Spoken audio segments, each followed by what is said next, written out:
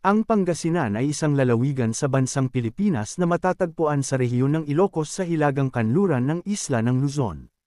Ito ay may lawak na 5,451.01 kilometrong parisukat at umabot sa 2,956,726 ang populasyon nito noong 2015. Ang bayan ng Lingayen ang kabisera nito at si Amado, Pogi, Espino III ang kasalukuyang governor. Nahahati ang Pangasinan sa 4 na lungsod at 44 na bayan. Bago dumating ang mga Kastila, itinuturing na tribang Austronesian ang mga sinaunang tao sa lugar ng Pangasinan. Hindi kalaunan ay tinawag silang anak banwa.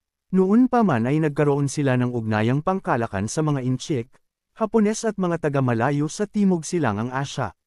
Noong ika-4 na siglo, ang lugar ng Pangasinan ay isang maunlad na kaharian sa pamumuno ni Erduha, Uday